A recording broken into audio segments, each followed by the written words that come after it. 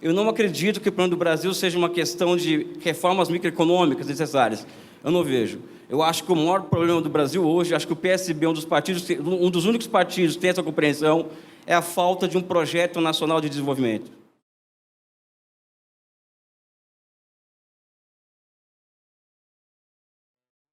Quero agradecer o convite da Fundação João Mangabeira e do Instituto Pensar para participar desse evento. Não é? E eu já vou aqui começar indo direto ao ponto, né, que, como eu estou aqui num evento patrocinado pela Fundação de um partido socialista, estou aqui de frente com o nosso Carlos Siqueira, nosso presidente do Partido Socialista Brasileiro, eu vou falar em socialismo, não é? E eu quero colocar aqui para vocês que uma questão que, quando eu tinha 18 anos de idade, e eu fui chamado a fazer uma pesquisa de iniciação científica, a pergunta que eu me coloquei naquele momento foi a seguinte: pode o socialismo funcionar? Eu acho que todo militante socialista aqui deve fazer essa pergunta, né? E quando eu falo socialismo, se o socialismo pode funcionar, após mais de 25 anos aí de pesquisa sobre o tema, e em cima de uma experiência concreta de construção do socialismo, que é a China, eu posso responder com alguma propriedade que sim, o socialismo ele pode funcionar. Vocês podem me perguntar, mas que socialismo é esse? É evidente que não é um socialismo que é utopizante, algo que sai da minha cabeça, um mundo de Alice, um mundo em que as contradições deixam de existir, ou que os problemas eles são solucionados à luz da minha vontade pessoal, etc, etc. Não é? Eu falo em socialismo como uma resposta política para questões historicamente colocadas, não é?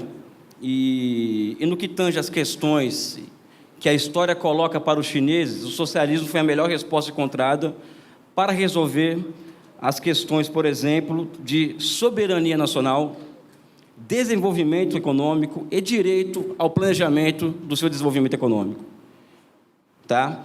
Eu sou daqueles ainda de uma escola que pode estar meio fora de moda, estava comentando com a professora Lídia e o professor Saboia aqui antes da apresentação. Eu me considero um professor, um cientista social de cunho desenvolvimentista. E eu não consigo perceber solução para os problemas da humanidade e do Brasil em particular fora do processo de crescimento econômico e de desenvolvimento, né? E essa é uma questão, ou seja, pode o socialismo funcionar? Eu acredito que sim, vou dar aqui um exemplo muito rápido sobre isso. E a segunda questão, o que caracteriza o mundo hoje? Não é?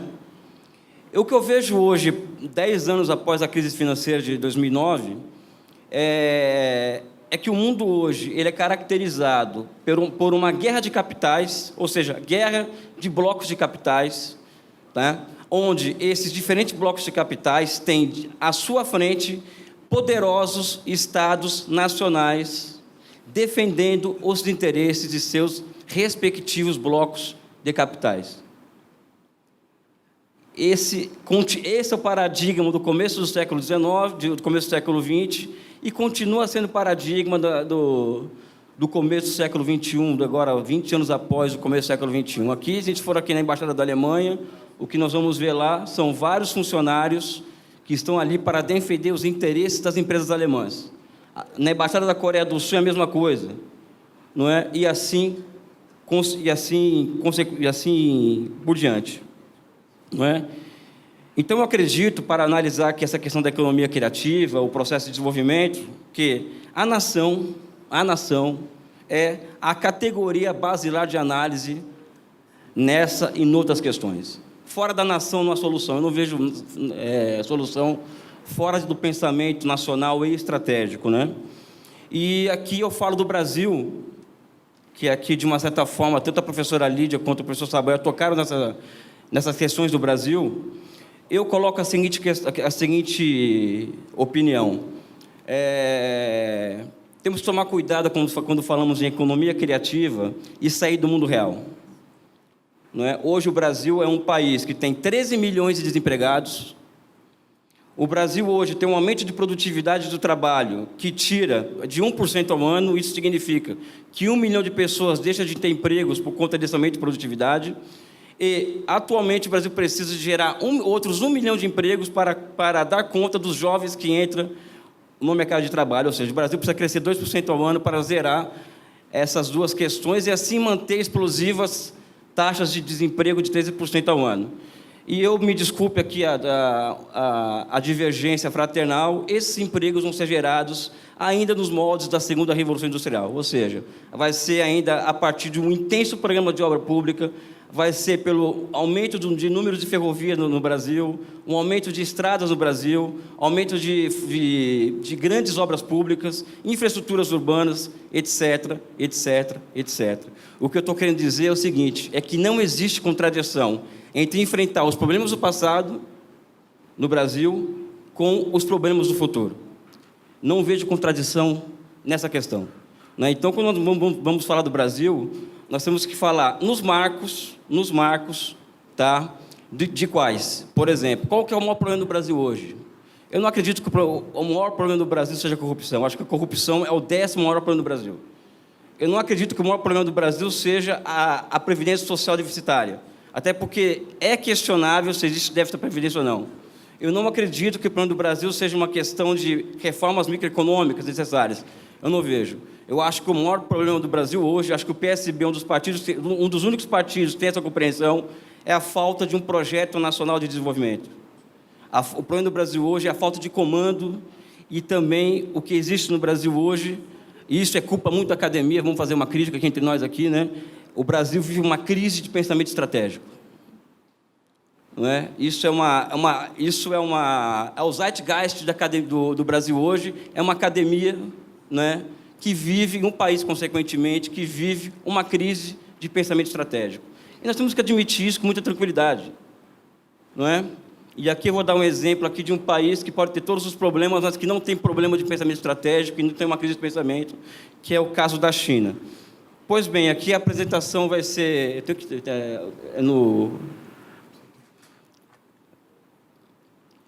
Indo agora direto ao ponto sobre a minha apresentação, minha fala, eu coloco um título um pouco sugestivo, que é do socialismo de mercado ao socialismo criativo, alguns apontamentos sobre a experiência chinesa em ciência, tecnologia e inovação. Eu não vou encerrar esses 20 minutos, porque eu não tenho essa pretensão. Não é? Vou apenas colocar alguns exemplos, fazer uma discussão conceitual e depois colocar o problema para a plateia resolver aqui, me ajudar a resolver, né? Algumas hipóteses que eu levanto aqui, né? Primeiro, que eu acho que existe uma necessidade conceitual de relacionar socialismo de mercado, economia criativa e socialismo criativo. Aos socialistas cabe enfrentar essa questão que é puramente conceitual, tá? Depois, eu vou falar sobre o próprio processo de desenvolvimento econômico chinês. Não dá para encerrar essa questão em 5 minutos ou 10, eu já estudo isso há mais de 20, e tenho muito ainda a aprender sobre esse tema, não é? E, no fim, a presente transição chinesa e os investimentos em ciência, tecnologia e inovação. Eu quero, só, antes de começar aqui, essa questão, para fortalecer o meu argumento sobre o Brasil, é que os chineses, os dirigentes chineses, acordam hoje pensando que eles têm que gerar um ano 13 milhões de empregos. A China hoje ela tem uma necessidade de gerar 13 milhões de empregos. Então, acho que isso é um dado que é importante para se colocar, para colocar em seu devido lugar a questão do desafio chinês. O que seria o socialismo de mercado? É a discussão que eu faço atualmente, a minha agenda de pesquisa hoje é essa, é falar sobre essa questão. E eu acredito que o socialismo de mercado ela pode ser uma combinação de diferentes modos de produção, historicamente distantes, gerando uma nova formação econômico-social. A tese que eu tenho defendido, a hipótese que eu tenho defendido, eu tenho conversado muito sobre isso com o Domingos Leonelli, é que o socialismo de mercado chinês ela já é algo distante historicamente do capitalismo e ainda muito mais distante do comunismo, propriamente dito, ou do socialismo avançado. Não é? Mas, dado o tamanho do Estado chinês e a capacidade de intervenção do Estado sobre os fluxos de renda e sobre o próprio processo de desenvolvimento em si, pós-2009, e já pode-se dizer que que o socialismo de mercado é uma nova formação econômica e social. Só para situar vocês, eu falei por 2 horas sobre essa tese há uns meses atrás em Salvador, ou seja, então também não dá para ir muito longe nessa questão. Aqui eu tomo emprestado uma fala do Ricardo Coutinho, que é o presidente da Fundação João Mangabeira, sobre a economia criativa. Vou ler aqui para vocês. O mundo mudou e continua mudando. Vivemos numa sociedade organizada em rede, onde o sistema de produção capitalista está migrando em alta velocidade para uma realidade onde a principal commodity é o conhecimento e a informação. Nesse contexto, onde aplicativos tomam um lugar que antes era de empresas físicas e seres humanos, são substituídos por sistemas operacionais, precisamos repensar nosso modo de produção. A economia criativa é uma consequência e uma alternativa a essas mudanças. Pois bem, em cima dessa colocação do professor Ricardo Coutinho, governador Ricardo Coutinho, eu coloco aqui algumas hipóteses aqui a vocês sobre o que seria esse socialismo criativo. Primeiro, é um estágio de desenvolvimento a ser alcançado. A economia criativa não é algo que cai do céu. Ela é produto do próprio processo de desenvolvimento. E ela não prescinde, vamos dizer assim, da primeira, da segunda e da terceira revolução industrial. Ela é continuidade e ruptura a esses processos produtivos pretéritos. Não é? Então, acho muito complicado contrapor. Olha, a economia criativa é uma coisa totalmente diferente disso aqui, esqueçam isso, agora é isso aqui. Eu vejo de forma diferente. Eu acredito que existe um processo de desenvolvimento econômico, social, que leva, vamos dizer assim, à necessidade de geração de novos campos de acumulação, e a economia criativa é um novo campo de acumulação na economia. Ponto. Tá? E eu coloco aqui como segundo ponto o seguinte, dessa minha hipótese: um amplo processo prévio de crescimento com a instalação das bases materiais viabilizadoras a um salto de uma economia industrial extensiva em capital, a uma economia também industrial, é bom falar isso, tá? Intensiva em capital e baseada em formas superiores de planificação econômica. Quando eu falo em formas superiores de planificação econômica, eu estou falando algo muito caro aos socialistas. Não é? Eu acredito, eu estou aqui com 2 economistas, que o planejamento econômico e social é a maior arte criada pelo ser humano e também a maior ciência. Não é? E o desafio nosso é sempre encontrar formas, novas e superiores formas de planificação econômica. Não é? E digo isso também em defesa das grandes narrativas.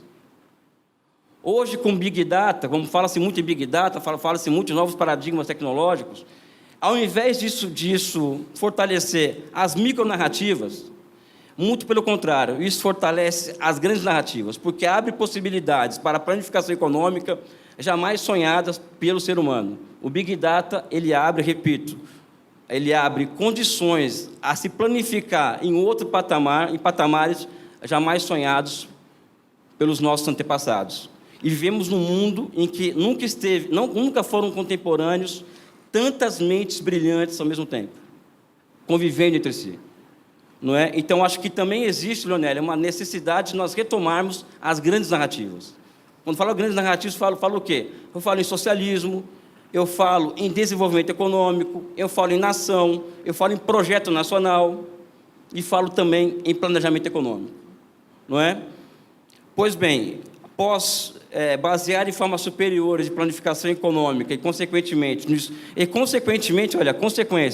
no espraiamento da ciência, tecnologia e inovação a todos os campos de atividades produtivas e não produtivas. Ou seja, estou colocando isso como uma linha, um processo histórico de longa duração, vamos dizer assim, que nos leva a ter na economia criativa e numa economia baseada na informação e na ciência e na tecnologia, como parte de um processo de acumulação mesmo, vamos dizer assim, né? Falar um pouco da China agora, para vocês, já entrando o caso da China. Tá. O crescimento econômico da China, compreendido entre os anos de 80 e 2018, pode ser visto como um caso único na história. A sua média de crescimento econômico no período foi de 9,3%. Tem gente que fala que é 9,9%, 9,5%, 9%, mas o fato é que, até 2018, a média de China é 9,3%. É um caso único na história. E acredito que os socialistas devem se colocar essa questão. Por que a China cresce há tanto tempo sem parar? Não é? Como que eles não conseguem parar de crescer? A resposta eu tenho tentado dar aí ao longo das minhas pesquisas e tal, e acho que nós podemos continuar a conversar sobre essas questões mais adiante. Os dados aqui são até, no caso, esse dado aqui é até 2014, mas como a minha ideia era uma amostragem mais geral, não é? Agora eu vou falar aqui da questão da dinâmica chinesa. Esse gráfico apresenta o seguinte, que o elemento da demanda agregada pode ser separada em investimento, em consumo, exportações ou importações. A China cresce há muito tempo, não é? E hoje, o principal elemento, vamos dizer assim, do crescimento, o principal elemento da demanda agregada que explicativa ao processo de crescimento é a taxa de investimento. A taxa de investimento na China chegou, em 2011, no auge, a 47,5% do PIB. Hoje, em 2017, já está caindo a 41%, até porque está havendo uma mudança do drive de crescimento, do crescimento chinês para o consumo.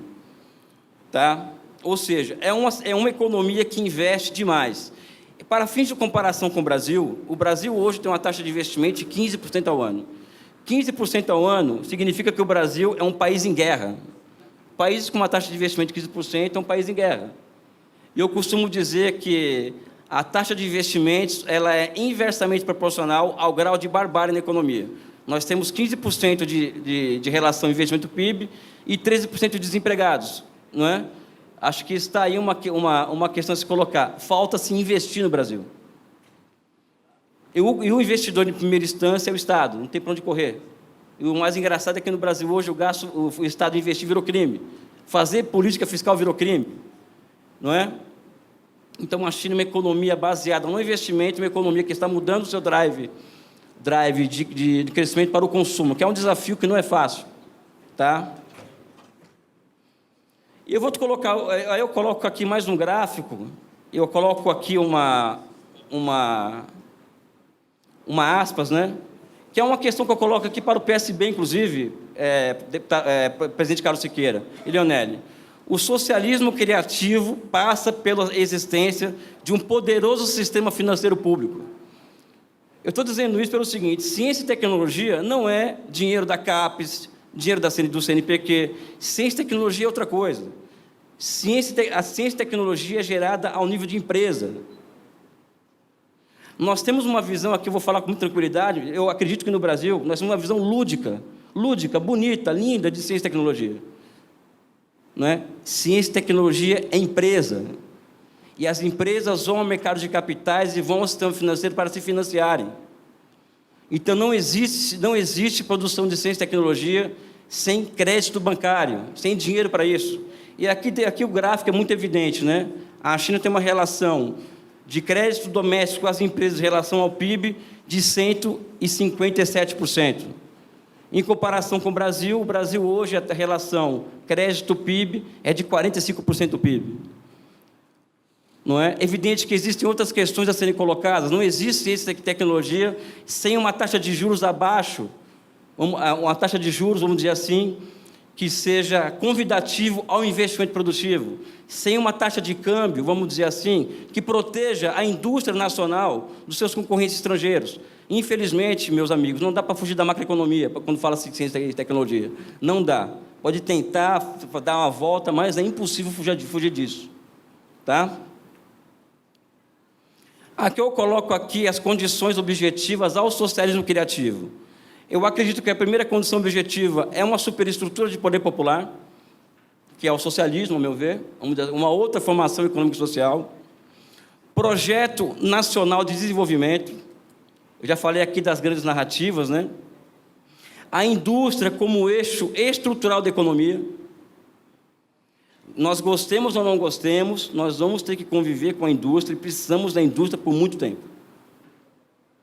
Ainda não inventaram um ramo de atividade que ainda seja capaz de não gerar empregos nessa atividade, mas gerar efeitos de encadeamento ao restante da economia, capazes de gerar os empregos necessários para a estabilidade social. Então, não é a indústria em si, os efeitos de encadeamento dela emanado ao setor de serviços. Sistema financeiro de longo prazo. Também coloco essa questão para vocês aqui. E eu retorno a dizer isso. não dá para se falar em economia criativa, em economia baseada no conhecimento, sem um sistema financeiro a longo prazo. Falou-se aqui da Apple, a professora Lídia, o professor Saboia também falou da Apple. E Steve Jobs, alguém sabe me dizer quantos bilhões de dólares o Estado americano investiu nele? O Estado americano investiu 60 bilhões de dólares nas invencionices de Steve Jobs, ou seja, ciência e tecnologia custa dinheiro. O Obama, o último ato dele foi passar para uma empresa americana 30 bilhões de dólares para investimentos com vista a chegar a Marte, ou seja, custa muito dinheiro. E se custa muito dinheiro, vai ter que sair de algum lugar. Vai sair do sistema financeiro, vai sair dos bancos. Não é? Desculpa eu ser um pouco chato com isso, é que eu sou muito ocupado com questões da vida real, vamos dizer assim. Não é? E custa dinheiro, não tem jeito. E não tem dinheiro fora do sistema financeiro. Não é? Eu estou colocando aqui mais uma questão, uma condição objetiva, que é o quê? O surgimento de novas e superiores formas de planificação econômica. É indústria, é banco e é planejamento econômico. Os chineses querem chegar em Marte em 2035, como diz assim. Isso demanda planificação de longo prazo, com muito dinheiro para investir nisso, porque ciência não é barato fazer isso, e cadeias produtivas inteiras voltadas a essa questão. É triste a realidade, mas é assim que funciona. Eu conto uma outra história para vocês. Em 2009, estive na China, numa das minhas visitas, para fins de terminar o meu doutorado. Então, estava a crise financeira mundial, e o que acontece quando tem crise financeira e econômica? As grandes empresas deixam de ter demandas nos seus próprios países. Então, é um momento que os países periféricos devem aproveitar para fazer o quê? Substituição de importações, ou então importação maciça de tecnologias e novas tecnologias. A China, ela fez uma pedida pelo Escritório de Pesquisa e Desenvolvimento da Siemens. O Estado chinês ofereceu 32 bilhões de dólares pelo Escritório de P&D da Siemens. Ou seja, 32 bilhões de dólares. Isso não é brincadeira. Custa dinheiro, pessoal. A vida real é assim que funciona. É dinheiro. Aqui eu vou falar agora, já meus 5 minutos finais, né? Eu vou falar da presente transição chinesa, que é a transição exatamente para a economia criativa, uma economia baseada em ciência e tecnologia, né? Bem, é o segundo país do mundo que mais investe em ciência, tecnologia e inovação. Atualmente, a China é responsável por 20% dos investimentos em P&D no mundo. Eu vou colocar um outro elemento também aqui, para sair da discussão lúdica propriamente dita. Ciência, tecnologia e informação é poder. O mundo hoje ele é marcado por uma guerra de capitais e por estados que buscam poder no mundo hoje. Poder. E detenção de conhecimento e de ciência e tecnologia é o quê? É poder político. Eu acho que não dá para nós olharmos para a realidade somente com o olhar da academia ou com o olhar da esquerda. Nós temos que olhar para a realidade com o olhar político. Porque é a política que move o mundo. Não é? E aqui estou falando de grande política, não estou falando de micropolítica, né? O programa Made in China de 2025 já vai vir à tona aqui nesse debate, que é um programa que é o Estado que está se colocando diante da tarefa. E um programa que envolve, professora Carla, né, que vai falar aqui mais adiante, 3 trilhões de dólares. O programa Made in China 2025 vai custar 3 trilhões de dólares. Não é? E a China hoje está às portas da autonomia tecnológica via estratégia 5G e inteligência artificial. Daí essa guerra comercial que a China impõe aos Estados Unidos, que é uma guerra contra a possibilidade da China alcançar a autonomia tecnológica. Eu li recentemente um artigo na Foreign Affairs, Foreign Affairs é uma revista do Departamento de Estado americano, em que se diz o seguinte: se não segurarmos a China até 2023, não seguramos mais.